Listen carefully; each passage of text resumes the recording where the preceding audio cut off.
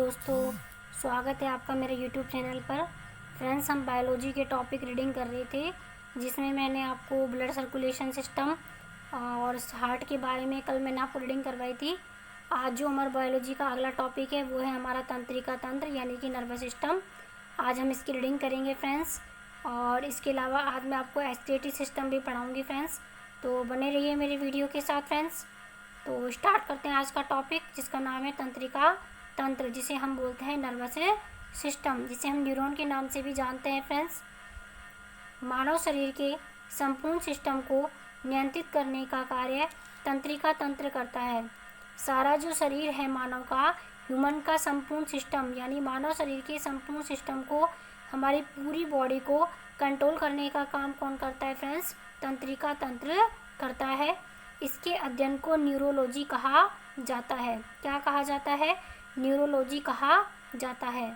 तंत्रिका तंत्र की इकाई न्यूरॉन होती है फ्रेंड्स। मैंने अभी आपको बताया था कि जो तंत्रिका तंत्र होता है उसे न्यूरॉन भी बोलते हैं। सबसे बड़ी कोशिका होती है मानव शरीर की, सबसे लंबी कोशिका इसको बोल सकते हैं फ्रेंड्स।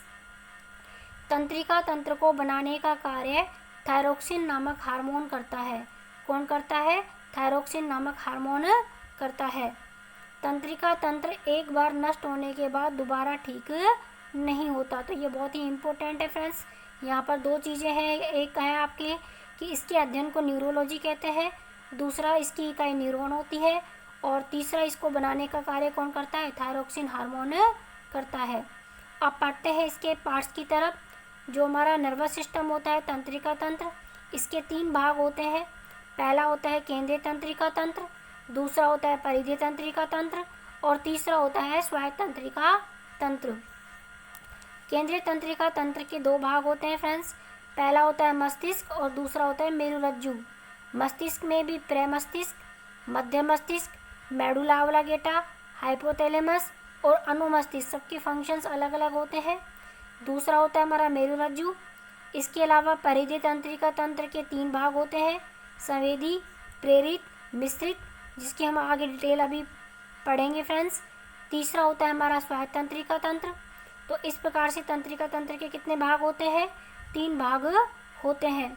सबसे पहले बात करेंगे हम केंद्रीय तंत्रिका तंत्र, और इसमें हम बात करेंगे मस्तिष्क और मेरुरज्जु की फ्रेंड्स। तो केंद्रीय तंत्रिका तंत्र के बारे में देखिए। सबसे पहले आता है मस्तिष्क। सामान्य पुरुष के मस्तिष्क का वजन लगभग कितने ग्राम होता है? 1400 ग्राम होता है।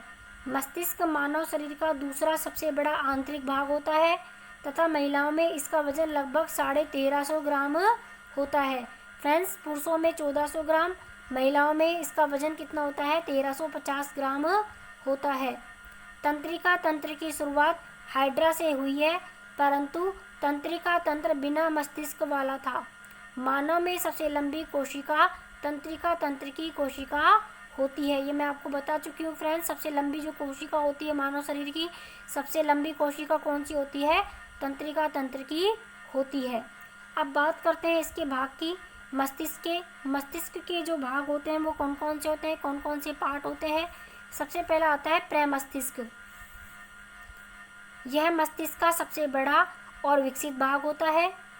फ्रेंड्स, एक नोट यहाँ दे रखा है, यदि किसी दुर्घटना में याददाश्त खो जाती है, मान लो किसी को चोट लग गई दिमाग के अंदर और उसकी याददाश्त खो गई, उसकी मेमोरी खो गई या कमज़ोर हो गई, तो दिमाग का प्रमस्तिष्क भाग क्या हो जाता है? क्षतिग्रस्त हो जाता है, क्योंकि हमारी मेमोरी जो सेव होती है वो किसके अंदर होती है? प्रमस्तिष्क में ही होती है। इसका मेन फंक्शन है शरीर में होने वाली ऐच्छिक क्रियाओं को नियंत्रित करना। क्या फंक्शन है? शरीर में होने वाली ऐच्छिक क्रियाओं को नियंत्रित करना ही प्रमस्तिष्क का मेन फंक्शन है। सेकंड बात करते हैं मध्य मस्तिष्क की। इसका मेन फंक्शन देखना या सुनना होता है। तीसरा होता है मेडुला ऑब्लिंगेटा। इसका मेन फंक्शन मानव शरीर में होने वाले अनैच्छिक क्रियाओं को नियंत्रित करना होता है। यह अनैच्छिक क्रियाओं को नियंत्रित करती है, जबकि प्रमस्तिष्क जो होता है वो ऐच्छिक क्रियाओं को नियंत्रित करता है। अनैच्छिक क्रिया में जैसे खांसना, छींकना, पलक झपकना, श्वसन क्रिया, हृदय की धड़कन, मानव शरीर का रक्तदाब और भोजन का पाचन। बात करते हैं हाइपोथैलेमस की। इसका फंक्शन है मानव शरीर के तापमान, भूख, प्यास, नफरत, प्रेम, क्रोध, उल्टी को नियंत्रित करता है। ये फ्रेंड्स यहाँ पर जो ये आपका मुख नहीं, ये भूख है आपकी यहाँ पर, और शरीर के टेम्परेचर को, भूख को, प्यास को, नफरत को, प्रेम को, क्रोध को, उल्टी को यह नियंत्रित करता है हाइपोथैलेमस। ये क्वेश्चन एक बार पुटअप भी हुआ था कंपटीशन में कि मानव शरीर के तापमान को नियंत्रित करने का काम कौन करता है, तो इसका आंसर आ जाएगा आपका हाइपोथैलेमस। बात करते हैं अनुमस्तिष्क की। इसका मेन फंक्शन मानव शरीर का संतुलन बनाए रखना होता है। आगे देखो फ्रेंड्स, बात करते हैं अब मेरुरज्जु, क्योंकि केंद्रीय जो तंत्रिका तंत्र उसके दो भाग होते हैं। पहला मैं आपको बता चुकी हूँ मस्तिष्क, दूसरा होता है मेरुरज्जु। इसका मेन फंक्शन प्रतिवर्ती क्रियाओं को नियंत्रित करना होता है। प्रतिवर्ती क्रियाएं क्या होती है फ्रेंड्स, जैसे कोई गर्म वस्तु किसी ने छू ली, तो गर्म वस्तु छूने पर हम हाथ को स्वतः ही पीछे की तरफ हटा लेते हैं, या फिर हम कह सकते हैं पैर में कांटा चुभने पर पैर का स्वतः ही हट जाना एक प्रकार से प्रतिवर्ती क्रिया का उदाहरण है, जो कि मेरुरज्जु का फंक्शन है। कोई भी गर्म वस्तु है, जैसे कोई चायदानी है या फिर कोई गर्म स्टील की धातु है, उसको हम छूते हैं, हमें पता चल जाता है कि वो गर्म है, तो हमारा हाथ स्वतः ही पीछे की तरफ हट जाता है ऑटोमेटिक ही। ये हमारे मेरुरज्जु का ही फंक्शन है। दूसरी बात करते हैं परिधीय तंत्रिका तंत्र। इसमें तीन भाग होते हैं, संवेदी, प्रेरित और मिश्रित। संवेदी जो होता है ये शरीर के अंगों के संदेशों को मस्तिष्क तक पहुंचाता है, और जो प्रेरित होता है ये मस्तिष्क के सभी संदेशों को शरीर के अन्य सभी अंगों तक पहुंचाता है, और जो मिश्रित होता है ये दोनों ही प्रकार का कार्य करता है। कौन कौन सा? एक तो शरीर के अंगों के संदेशों को मस्तिष्क तक ले जाता है, और दूसरा मस्तिष्क के सभी संदेशों को शरीर के अन्य सभी भागों तक पहुंचाता है। तीसरी बात करते हैं स्वायत्त तंत्रिका तंत्र की। इसका फंक्शन है मानव शरीर के अंदर होने वाले अनैच्छिक क्रियाओं को नियंत्रित करना। किसको नियंत्रित करना? मानव शरीर के अंदर होने वाले अनैच्छिक क्रियाओं को नियंत्रित करना। तो फ्रेंड्स ये आपका नर्वस सिस्टम जो है वो मैंने बहुत ही शॉर्ट में कंप्लीट किया है, बहुत शॉर्ट में मैंने आपको रीडिंग करवाई है आज। किसके तीन पार्ट होते हैं, केंद्रीय तंत्रिका तंत्र, परिधीय तंत्रिका तंत्र और स्वायत्त तंत्रिका तंत्र। आप मेरे वीडियो को फिर से देख सकते हैं फ्रेंड्स। केंद्रीय तंत्रिका तंत्र के दो भाग मस्तिष्क और मेरुरज्जु, जिसमें प्रमस्तिष्क का फंक्शन, मध्य मस्तिष्क, मेडुला ऑब्लिंगेटा, हाइपोथैलेमस और अनुमस्तिष्क के बारे में बताया गया है। इसी प्रकार परिधीय तंत्रिका तंत्र में संवेदी, प्रेरित और मिश्रित, इसके अलावा स्वायत्त तंत्रिका तंत्र के बारे में बताया है। और बात करें तो तंत्रिका तंत्र के अध्ययन को क्या बोलते हैं फ्रेंड्स? न्यूरोलॉजी बोलते हैं, और इसकी जो इकाई होती है वो क्या होती है? न्यूरॉन होती है। अब बात करते हैं हमारे दूसरे टॉपिक की, जिसका नाम है उत्सर्जन तंत्र, यानी कि एक्सक्रीटरी सिस्टम। इसके बारे में पढ़ते हैं फ्रेंड्स। देखिए उत्सर्जन तंत्र के बारे में पढ़ते हैं। क्या है उत्सर्जन तंत्र? एक्सक्रीटरी सिस्टम क्या होता है फ्रेंड्स?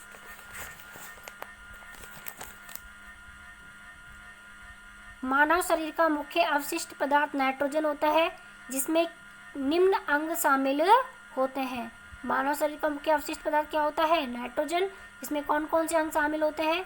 सबसे पहला होता है वृक्क, किडनी, त्वचा, फेफड़े और लीवर। बात करते हैं वृक्क की। इसको किडनी बोलते हैं फ्रेंड्स, गुर्दे भी बोलते हैं इंग्लिश में। उत्सर्जन तंत्र का सबसे बड़ा भाग किडनी होती है। मनुष्य की किडनी का वजन कितना होता है? 150 ग्राम होता है, 150। किडनी लगभग 10 से 12 लाख छोटी छोटी नलिकाओं से बनी होती है, जिन्हें क्या बोलते हैं? नेफ्रॉन बोलते हैं फ्रेंड्स। ध्यान रखना, उत्सर्जन तंत्र का सबसे बड़ा भाग क्या होता है? किडनी होती है, जिसकी छोटी छोटी जो नलिकाएं होती हैं 10 से 12 लाख, उन्हें हम क्या बोलते हैं फ्रेंड्स? नेफ्रॉन बोलते हैं। आगे बात करें तो जो किडनी होती है उसका मेन फंक्शन क्या होता है? प्लाज्मा से अवशिष्ट पदार्थों को अलग करना, फिल्टर करना या उसका शुद्धिकरण करना होता है, और इस प्रोसेस को क्या बोलते हैं फ्रेंड्स? डायलिसिस बोलते हैं। क्या बोलते हैं फ्रेंड्स? बोलते हैं। किडनी का मेन फंक्शन क्या होता है? रक्त प्लाज्मा से अवशिष्ट पदार्थों को अलग करना होता है।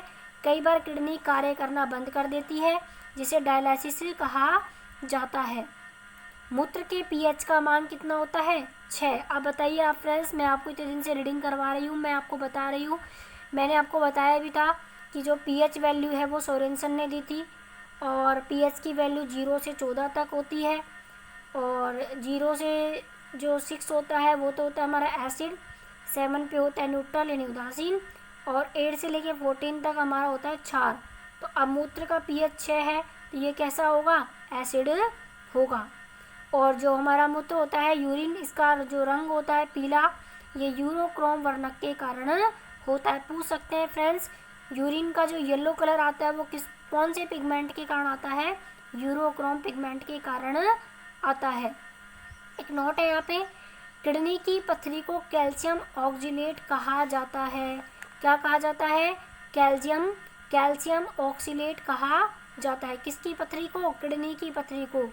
किडनी यानी वृक्क के अंदर अगर पथरी होती है, स्टोन हो जाता है, तो उस पथरी को कैल्शियम ऑक्सीलेट कहा जाता है। दूसरी बात करते हैं त्वचा। जो दूसरा अंग होता है रेस्पिरेटरी सिस्टम का वो होती है हमारी त्वचा। मानव शरीर का सबसे बड़ा अंग त्वचा होती है।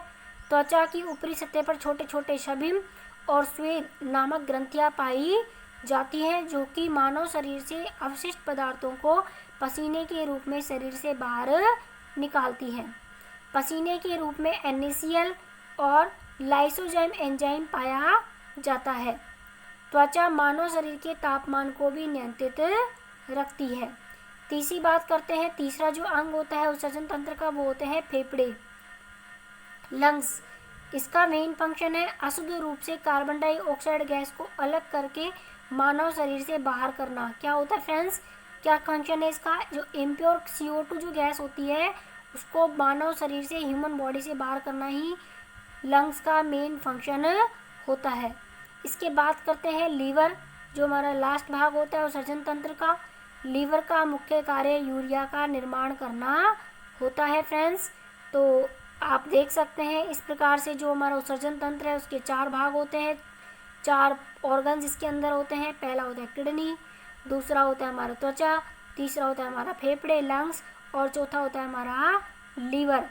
और जो किडनी होती है वो शरीर की उत्सर्जन तंत्र की सबसे बड़ी भाग होती है, जिसमें छोटी छोटी नलिकाएं होती हैं 10 से 12 लाख, जिन्हें हम नेफ्रॉन कहते हैं। और किडनी की पथरी को फ्रेंड्स कैल्शियम ऑक्सीलेट कहा जाता है।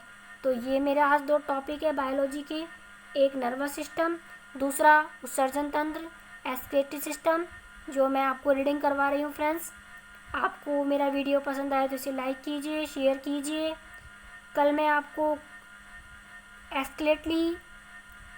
एक नया टॉपिक पढ़ाऊँगी, न्यू टॉपिक है फ्रेंड्स, बायोलॉजी का ही है।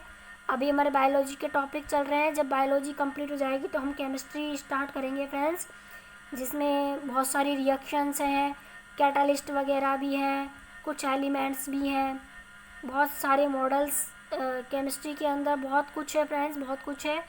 तो पहले बायोलॉजी कंप्लीट हो जाए एक बार। तो अगर आपको मेरा वीडियो पसंद आए तो इसे लाइक कीजिए फ्रेंड्स, और नोटिफिकेशन जो है मेरे बेल आइकन को आप प्रेस कीजिए ताकि आपको नोटिफिकेशन मिल सके अगले वीडियो का। Okay friends, thank you.